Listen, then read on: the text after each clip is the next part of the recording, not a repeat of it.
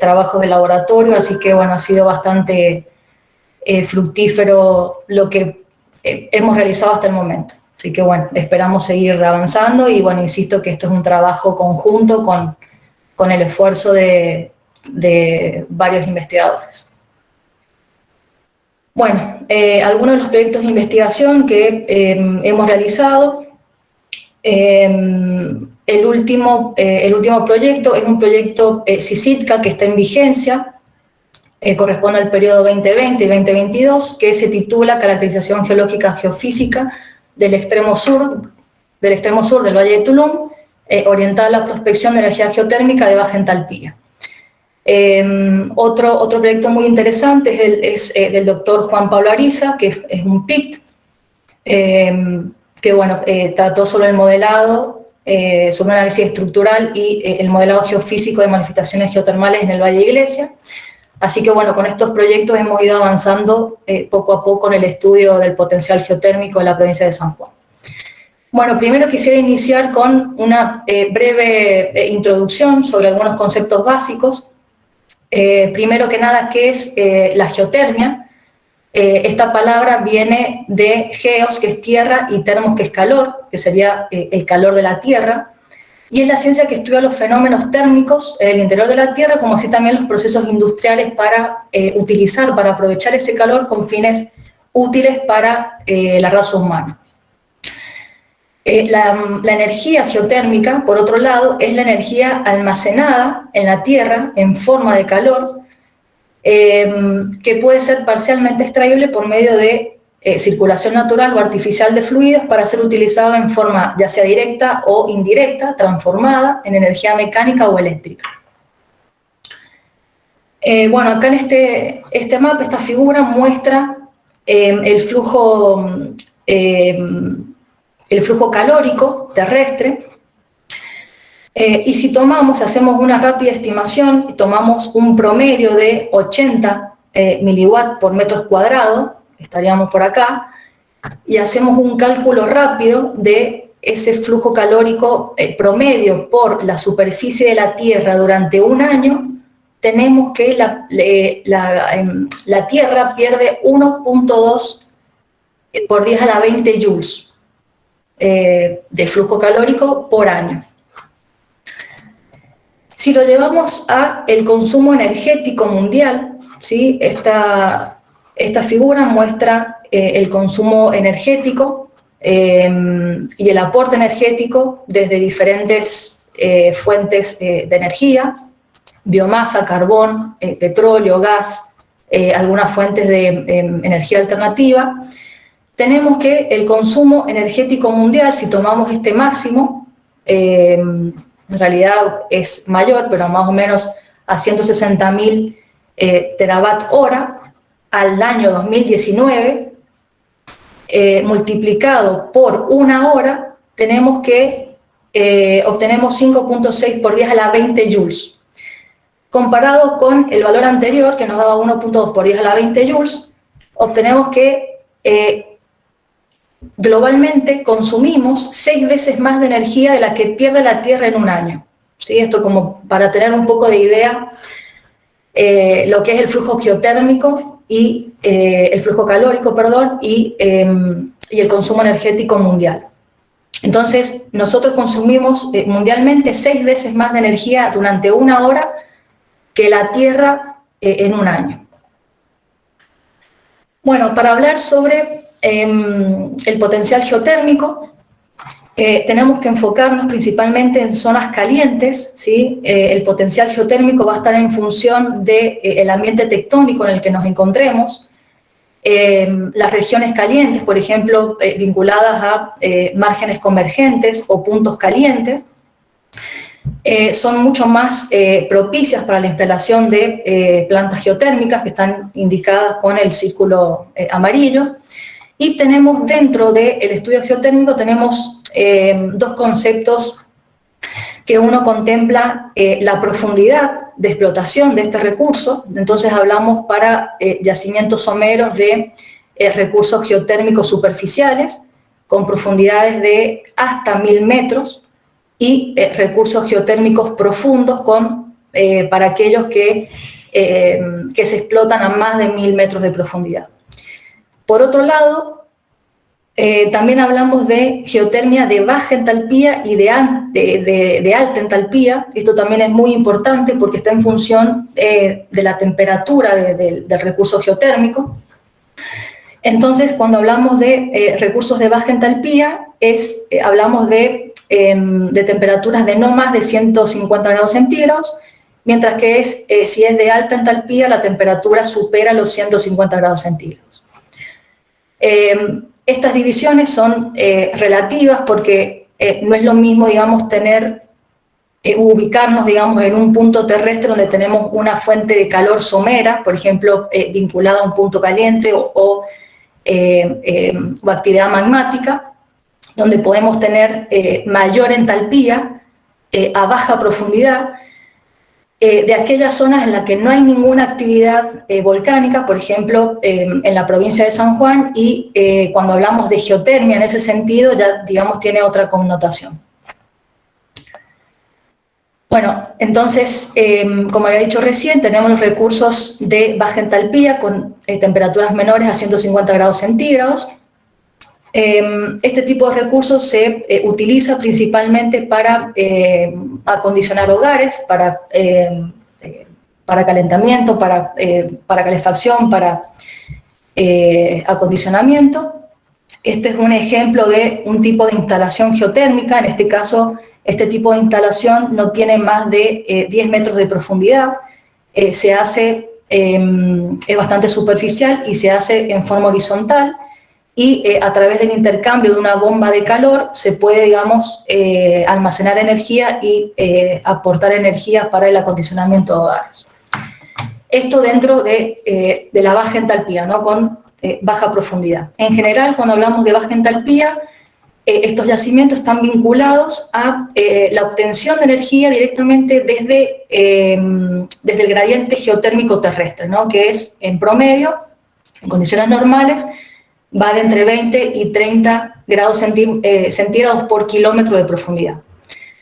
Y después tenemos los recursos geotérmicos profundos, que suelen ser de alta entalpía. Acá lo que se hace es instalar pozos y a través de la inyección de agua que se la hace circular a alta profundidad, esa agua se calienta, se extrae y es posible a partir de esto generar energía eléctrica. Obviamente esto requiere de mucha mayor inversión y es una técnica mucho más compleja y nuevamente va a depender, digamos, de las condiciones de la zona de estudio, ¿no? Bueno, algunos de los usos de los recursos geotérmicos, por ejemplo, los de alta entalpía, en este caso acá los relaciona a temperaturas de más de 200 grados centígrados, se ubican globalmente alrededor de los límites de las placas tectónicas, en zonas calientes y áreas volcánicas. En este tipo de recursos es común utilizar el vapor. El vapor es sumamente importante porque la extracción de energía geotérmica por vapor tiene un flujo calórico extra, ¿sí? Que si lo hiciéramos únicamente con agua, por el cambio de fases de vapor a agua, entonces, digamos, las plantas que pueden aprovechar vapor a alta temperatura son mucho más productivas que aquellas que utilizan únicamente agua, obviamente con menos temperatura. Y aquellos de baja entalpía, con menos de 150 grados centígrados, que existe en diferentes países, y como había dicho anteriormente, se basan simplemente en el gradiente geotérmico. En este caso no hace falta una fuente de calor, sino que se aprovecha el gradiente natural de la Tierra, que es de 30 grados centígrados por kilómetro de profundidad, y podemos encontrar 150 grados centígrados a profundidades cercanas de 5 kilómetros. Los usos directos de este tipo de energía es para calefacción de espacios, procesos industriales, etc. Y según la ubicación y la tarifa de energía ofrecida, la generación de energía con central eléctrica binaria. En algunos casos, no en todos es posible este proceso. Bueno, esto es una representación esquemática de algunos tipos de sistemas geotérmicos. Básicamente se puede ver que en algunas zonas, simplemente por la infiltración de agua meteórica, lo vamos a ver con algunos ejemplos en San Juan, el agua meteórica se infiltra, alcanza una profundidad lo suficientemente elevada para calentarse y surge con alta temperatura y esa surgencia puede ser aprovechada como recurso energético. Obviamente vamos a tener diferentes tipos de reservorios, reservorios más someros, por ejemplo, podemos tener acuíferos someros calientes, entonces directamente se trabaja con un doble sistema de perforación, o podemos tener recursos profundos, como les había mostrado en la figura anterior, donde se perfora a alta profundidad y también bombeando agua se puede calentar esa agua y producir energía eléctrica, en el mejor de los casos.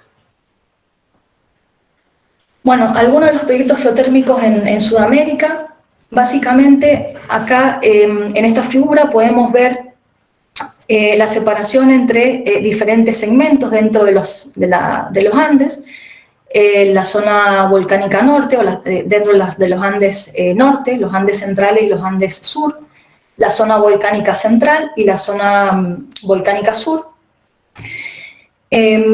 Entonces, tenemos proyectos geotérmicos vinculados a la actividad volcánica activa dentro de la zona volcánica central, ¿sí? Esto comprendería la zona norte de Argentina y la zona sur, ¿sí? Donde tenemos actividad volcánica activa o reciente, y se han encontrado temperaturas de más de 220 grados centígrados, con una entalpía media alta. Y por otro lado tenemos los proyectos geotérmicos vinculados en la región del retroarco andino, donde no tenemos actividad volcánica, tenemos un gap volcánico dado por la subducción plana entre la placa de Nazca y la placa sudamericana. Entonces, en este caso, los recursos son de baja entalpía, ¿sí? Tenemos temperaturas de menos de 200 grados centígrados. Esto correspondería a la zona de San Juan y Mendoza. Dentro de la Argentina, más específicamente, tenemos más de 300 puntos de interés geotérmico. Actualmente hay solamente 4 que tienen el potencial para generar electricidad. Uno de ellos es el proyecto Copahue, ubicado al oeste de la provincia de Neuquén, que es el proyecto más avanzado del país y se instaló en el 1988. Allá hay una planta geotérmica piloto que opera. Después tenemos también en Neuquén el campo geotérmico Domulo, donde el calor emana en forma de fumarolas con fuentes termales y gases. Y después tenemos en la zona norte el proyecto Tuzle en Salta y Jujuy, y en San Juan tenemos dentro de la cordillera, en el Valle del Cura, el proyecto Despoblados. Estos dos últimos proyectos, el Tuzle y Valle del Cura, están todavía en proceso de evaluación. En el Valle del Cura hay una planta geotérmica instalada que opera y que provee energía a la mina Veladero. Y bueno, en general podemos decir que se estima que la Argentina posee un potencial geotérmico para la generación de energía eléctrica de más de 2 por 10 a la 9 watts. Bueno, acá hay otros proyectos de interés. Los más importantes son estos 4, que están, digamos, un poco más avanzados, pero estos dos últimos, como decía anteriormente, requieren todavía de más estudio y no han sido completamente explotados.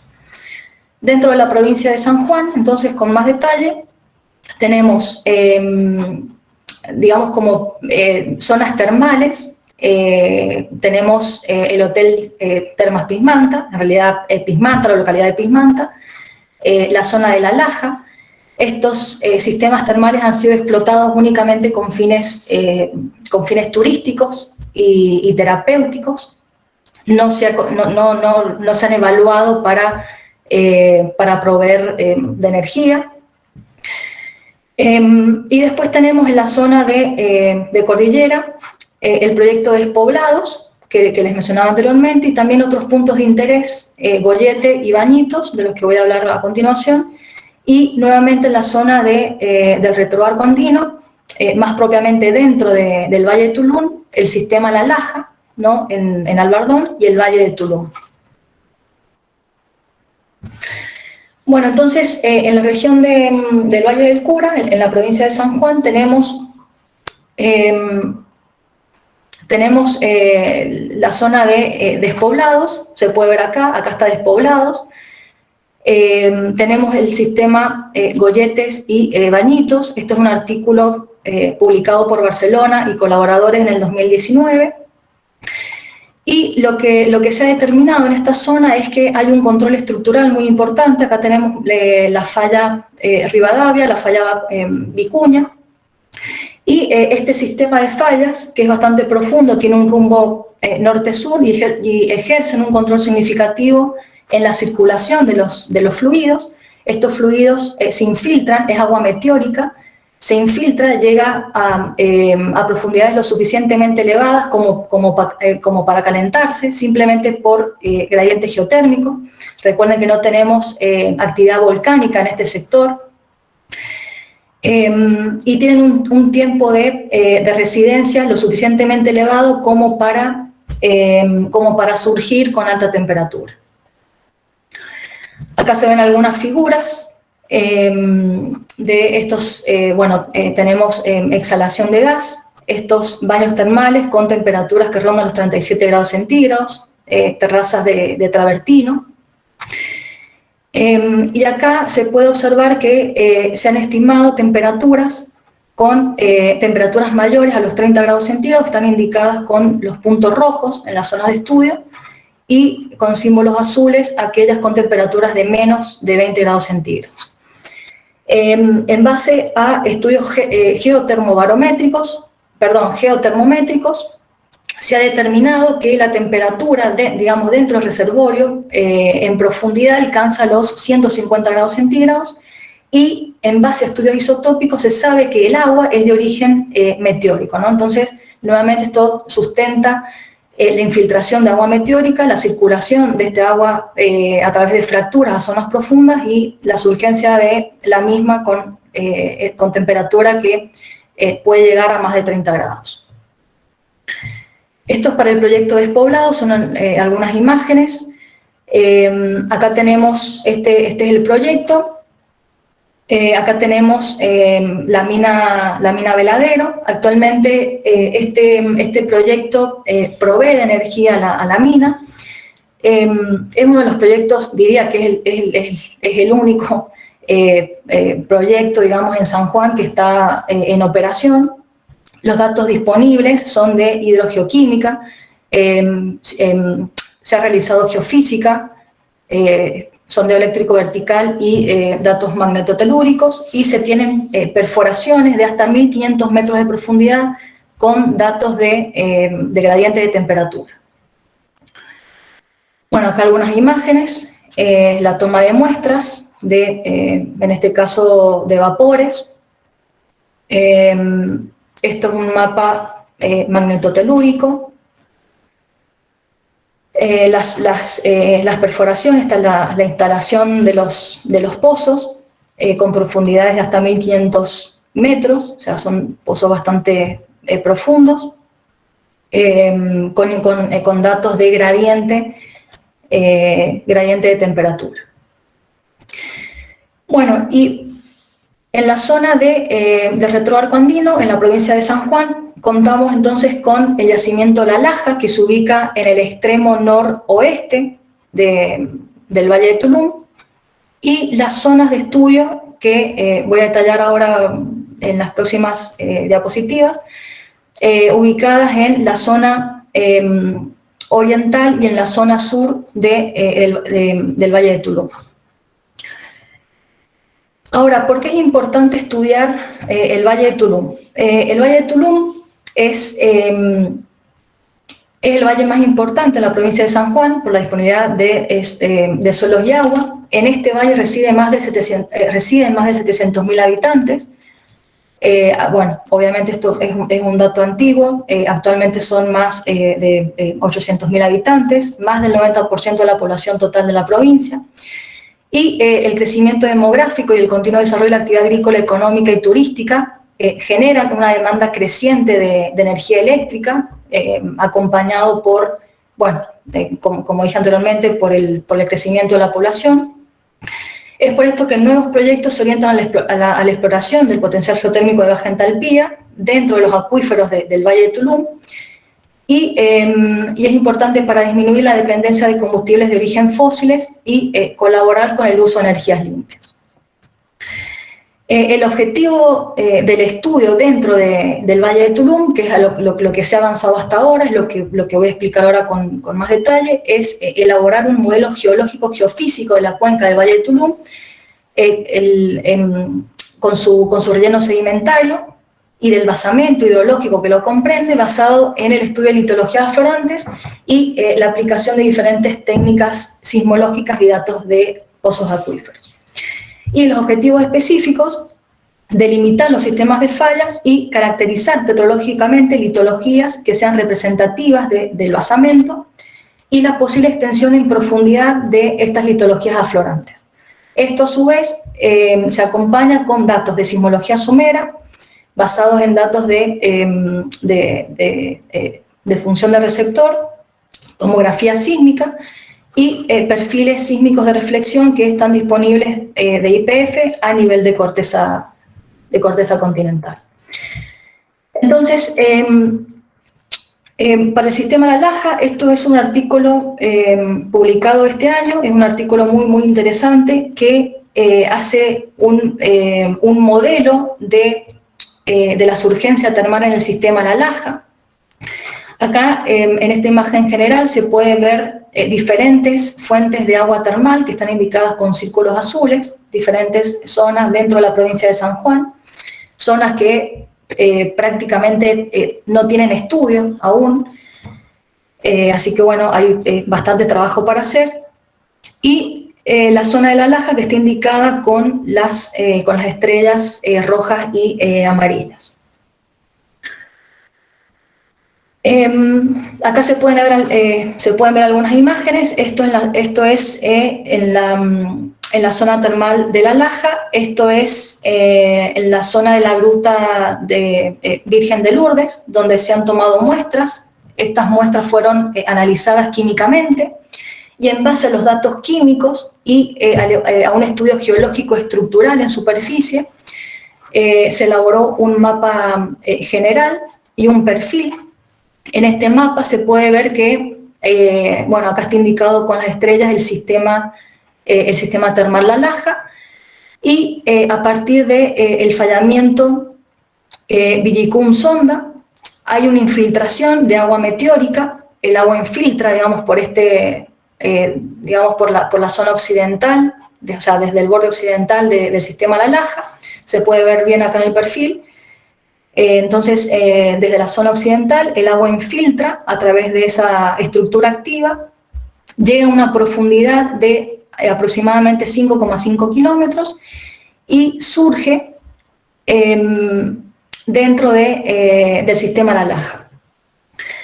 En base a los datos químicos del agua, a los estudios geoquímicos de estas muestras de agua que fueron analizadas, es posible hacer una estimación en base a la composición química de la profundidad de ese reservorio y la temperatura que puede alcanzar el agua dentro de ese reservorio. Entonces, en este caso, la temperatura estimada es de aproximadamente 170 grados centígrados a una profundidad de 5,5 kilómetros, ¿no?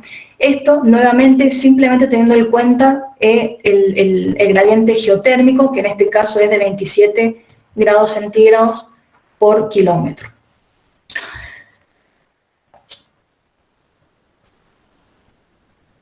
Bueno, adentrándonos más en el Valle de Tulum, Acá se muestra la distribución de diferentes pozos. Sobre esos pozos se separaron diferentes intervalos de profundidad, partiendo desde 0 hasta los 500 metros de profundidad. Y en base a eso se elaboró este mapa de isotemperaturas. Y lo que se puede ver es que hay una correlación entre la profundidad y la temperatura. Entonces, el Valle de Tulum, que está sentado sobre un abanico aluvial, indica que desde la zona del ápice, que estaría ubicada acá, en este sector, en el sector occidental, desde el ápice hacia el sur y al este, hacia el sureste, hay una profundización, que sería, digamos, la zona distal de este abanico. Hay una profundización de la cuenca y asociada a esa profundización se espera y se encuentran temperaturas más elevadas, nuevamente simplemente por el gradiente geotérmico. Este es un trabajo de López, de 2016.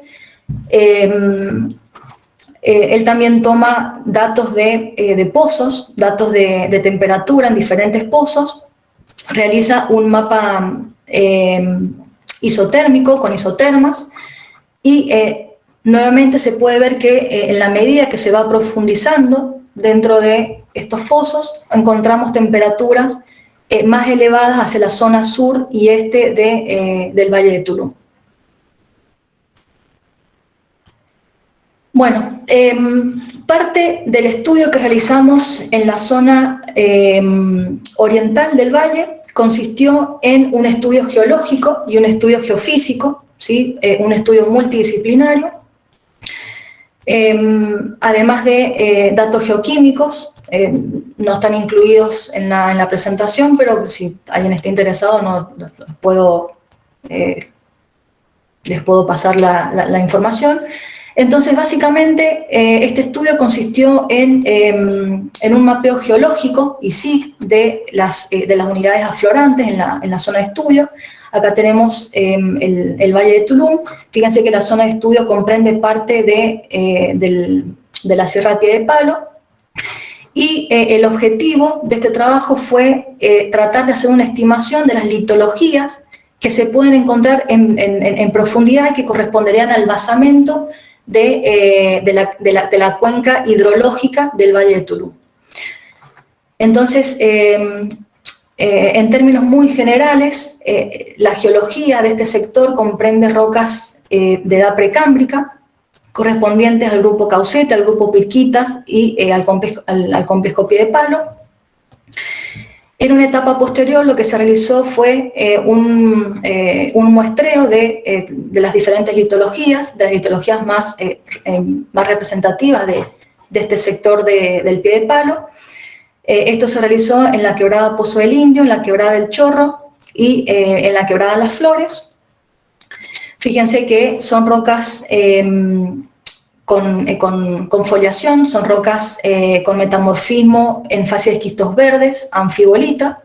Metamorfismo, esto quiere decir que tienen condiciones de presión y temperatura bajas a altas dentro de las rocas metamórficas. Son rocas foliadas, algunas corresponden a esquistos.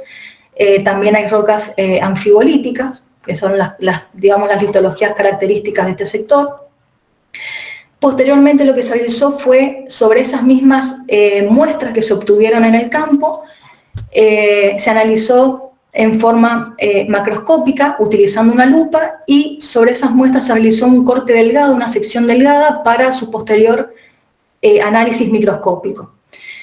Entonces, este es un ejemplo de una muestra de mano, y esto sería una muestra, una imagen a escala microscópica, ¿no? Con los diferentes minerales que conforman esa muestra.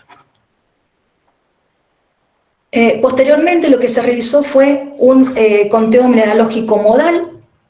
Para esto se utilizó el software J-Microvision, que es de uso libre. Entonces se puede cuantificar la composición mineral de la roca Esto siempre, digamos, obviamente a partir de un corte delgado, una sección delgada. Entonces se hace un conteo modal de los diferentes minerales que conforman esa roca, y esa composición modal se expresa en porcentaje según los diferentes minerales que se encuentran en la roca.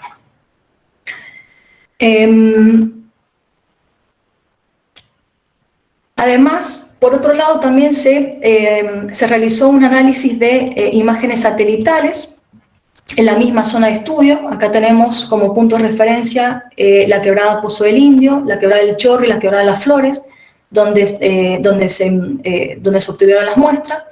Y tenemos otros dos puntos de interés, la quebrada del Gato y Piedra Pintada, no está indicado acá el nombre. Y el fin de este estudio, que consistió en la determinación de un índice diferencial de agua normalizado, consistió en saber dónde, en qué posibles zonas tenemos mayor contenido de humedad, y el chequeo en el afloramiento de la presencia de agua meteórica surgente. Eso nos llevó a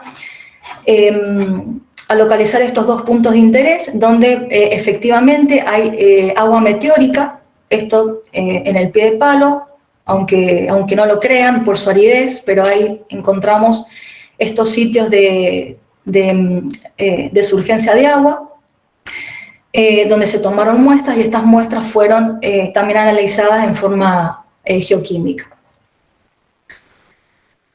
Bueno, posteriormente, el estudio geofísico consistió en dos subetapas, una etapa que consistió en la determinación de parámetros petrofísicos, ¿sí? Y una segunda etapa que consistió en el análisis geofísico directo con función de receptor. Para la determinación de los parámetros petrofísicos se utilizó la composición mineralógica modal que les había mencionado anteriormente. Esta composición mineral para cada una de las muestras, ¿sí? En total 7 muestras. Entonces, esa composición mineralógica se inserta en una tabla macro, que es una técnica propuesta por Hacker y Evers en el 2003, en la cual permite estimar parámetros como humedad, densidad, velocidad de ondas P y velocidad de ondas S según la composición mineralógica de la roca. Entonces, eso como datos de entrada. Por otro lado, es necesario asignar las condiciones de presión y temperatura a la cual se encuentran esas rocas. En este caso, las condiciones de presión se establecieron en 0,7 y 0,8 gigapascales, y condiciones de temperatura de 450 y 650, que corresponde a la temperatura de metamorfismo que sufrieron estas rocas, y en base a eso se obtienen los parámetros petrofísicos. Nuevamente, los parámetros petrofísicos en función de la composición mineralógica y de las condiciones de metamorfismo que experimentaron esas rocas durante su evolución geológica. Por otro lado, entonces, se obtuvo un perfil con función de receptor. Esto que se ve acá es la zona del pie de palo. Entonces, bueno, acá lo que se está mostrando son velocidades de ondas S en kilómetros sobre segundo. Entonces, es posible comparar la velocidad de ondas S obtenidas directamente con la técnica de fusión de receptor y la velocidad de ondas S determinada a partir de la mineralogía y el grado de metamorfismo de la roca. Entonces, lo que se obtuvo es que las rocas aflorantes en el pie de palo se encuentran, o es posible extenderlas a una profundidad de más de 20 kilómetros, ¿sí? Porque tienen velocidad de ondas S de hasta 3,68 kilómetros sobre segundo. De hecho, está fuera, digamos, de la escala de la estimación de este modelo. Pero lo que es interesante es que se puede observar que las velocidades de ondas S de entre 3,2 y 3,1 kilómetros sobre segundo correspondería al relleno terciario de la cuenca, y aquellas con velocidades menores a 3 kilómetros sobre segundo correspondería a los depósitos cuaternarios que conforman la cuenca del Valle de Tulum. En una aproximación, a ver, una de las desventajas de la técnica de fusión de receptor es la resolución. Acá tenemos un perfil que va de 0 a 20 kilómetros de profundidad, y en general para el estudio de una cuenca sedimentaria necesitamos técnicas que sean mucho más refinadas en términos de su resolución vertical. Por lo tanto, es necesario aplicar otras técnicas que justamente permitan refinar estos modelos, que son más bien aplicados a escala de corteza superior, y que nos permita obtener un estudio más detallado de las velocidades en las zonas más superficiales de la cuenca. Entonces, en un modelo de velocidades, comparando la litología, se puede ver en forma aproximada. Esto es una transecta que va aproximadamente por este sector. Esto es un perfil de Zambrano y Subires y Aguil. Entonces, se puede ver nuevamente que las velocidades más bajas corresponderían a este relleno cuaternario dentro de la cuenca del Tulum, y las velocidades de alrededor de 3,2 kilómetros sobre segundo correspondería al relleno sedimentario, y el basamento de la cuenca a mayor profundidad correspondería a las litologías que se encuentran que afloran en la Sierra Piedepalo, con velocidades de más de 3,68 kilómetros sobre segundo. Entonces, con los datos que se han obtenido hasta el momento de química de agua, que nuevamente se observa que es agua meteórica, de origen meteórico, observada en estas surgencias dentro de la Sierra Piedepalo, la estructura del Valle de Tulum y la geología, es posible aproximar un modelo que indica que hay una infiltración de agua desde el este hacia el oeste, al menos en este sector, en esta subcuenca denominada Tulum inferior, que está separada por una falla muy importante, que es la falla del Tulum, y ese agua se infiltra desde las zonas más elevadas, se mueve por fracturas y surge en diferentes sectores del valle.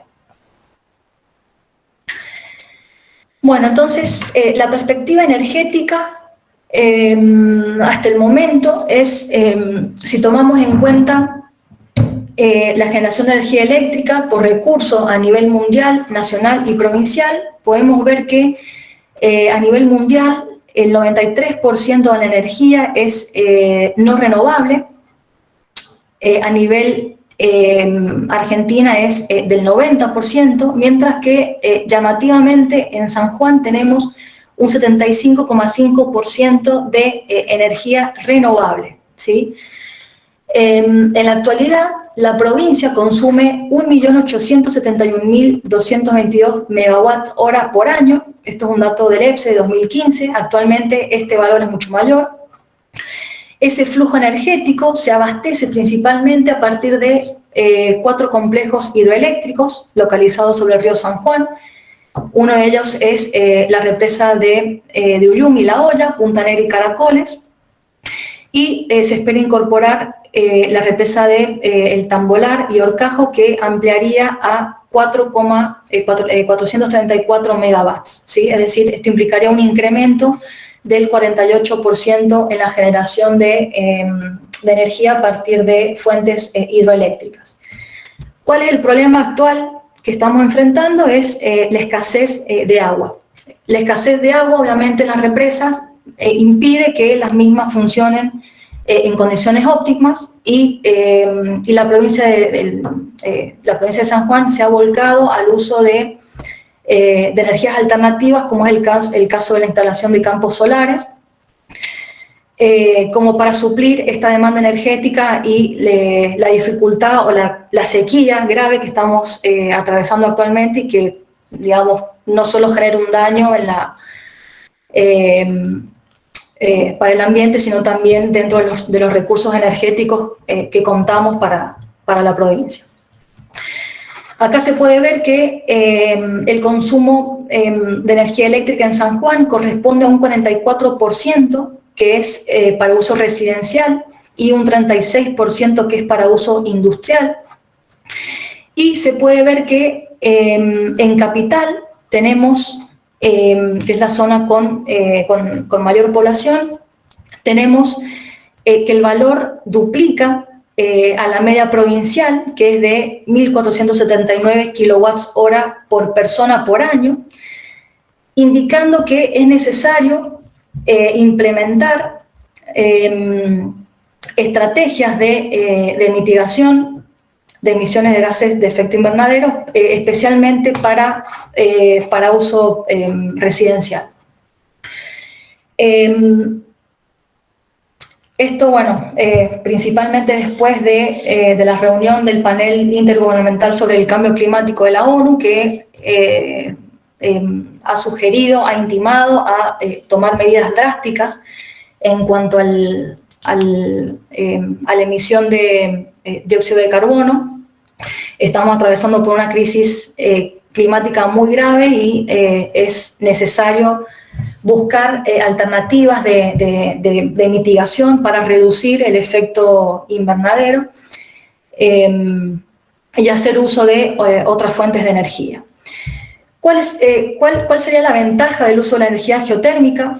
Bueno, la energía geotérmica es renovable, constituye una fuente inagotable de recursos, es una energía limpia, tiene mínimo impacto ambiental, tiene escasa emisión de gases de efecto invernadero, es autóctona, lo que permite reducir el grado de dependencia energética y el consumo de otras fuentes de energía fósiles. Es energía constante, ya que no depende de variaciones estacionales como la lluvia, el viento y el sol.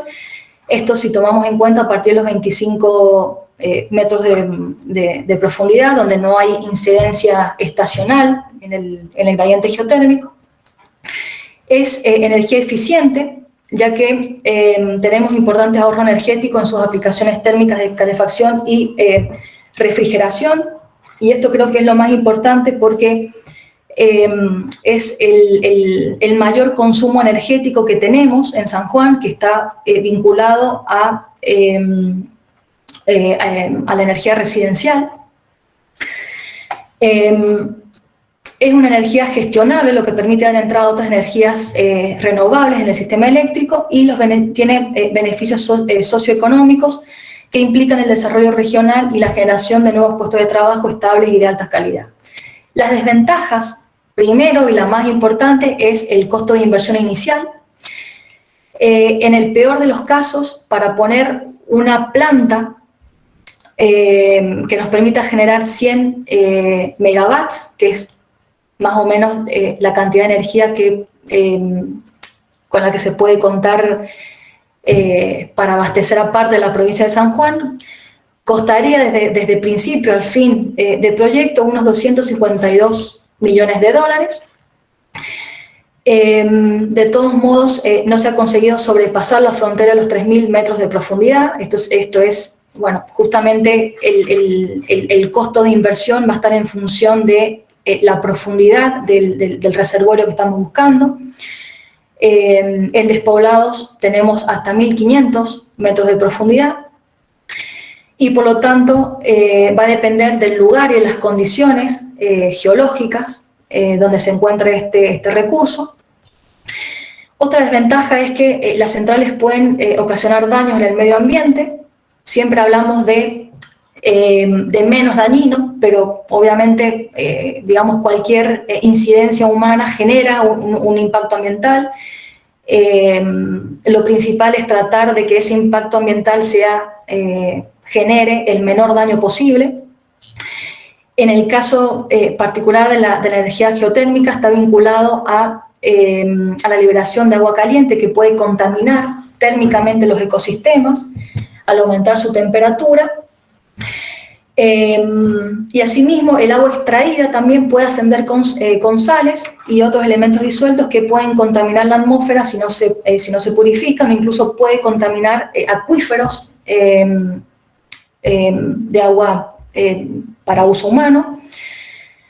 Y por otro lado, las reservas, que si bien algunos sitios pueden dar calor durante décadas, también pueden agotarse y enfriarse, y de hecho el gobierno de Islandia considera a esta energía, no considera esta energía estrictamente renovable. Entonces, hablamos de una energía renovable, pero la gestión de estos yacimientos, la planificación y la explotación responsable, obviamente, va a inferir en el tiempo de vida de esta reserva. Bueno, y como conclusiones, la situación de crisis energética a escala mundial, acompañada por la exigencia de una urgente y drástica disminución de gases de efecto invernadero, hace necesaria la promoción de fuentes de energía alternativa con un impacto ambiental mínimo, bueno, las que había mencionado anteriormente. En este sentido, la energía geotérmica constituye una fuente alternativa para contribuir con la demanda energética en zonas urbanas, mejorar la calidad de vida de sus habitantes. Actualmente, el gobierno de San Juan se ha abocado a desarrollar plantas solares. El estudio del potencial geotérmico en la provincia de San Juan está todavía en una etapa, especialmente en la zona del Valle de Tulum, que es lo que más nos interesa. Está en una etapa muy poco madura, digamos, en términos de la estimación de recursos, o cómo se puede aprovechar el recurso proveniente geotérmico. Por otro lado, podemos decir que el mayor consumo energético se ubica en la zona de capital y alrededores, y la provisión está ligada principalmente al funcionamiento de centrales hidroeléctricas y de campos solares actualmente. Y finalmente, los estudios preliminares demuestran que la falla de Tulum podría ser considerado como una vía principal de ascenso de agua meteórica a superficie, y los estudios complementarios, que incluyen el modelado de estructuras, mapa de gradientes, permitirán modelar con mayor precisión el potencial geotérmico de baja entalpía y la posible explotación como recurso energético. Como decía anteriormente, esto requiere todavía de mucho más estudio, con técnicas geofísicas, con datos de pozos, con perforaciones, y se espera seguir avanzando para en algún momento hacer uso de este recurso. El trabajo a futuro, a un futuro inmediato, porque es mucho lo que hay que hacer, pero se espera poder modelar el agua subterránea, los manantiales termales a partir de datos de sísmica de reflexión, datos magnetotelúricos, así como también datos geofísicos superficiales, sondeo eléctrico vertical, por ejemplo, y el estudio multidisciplinario para la evolución de energía geotérmica de baja entalpía. Y el objetivo más importante es tratar de realizar un mapa con el potencial geotérmico a escala regional para la provincia de San Juan. Así que bueno, eso sería todo.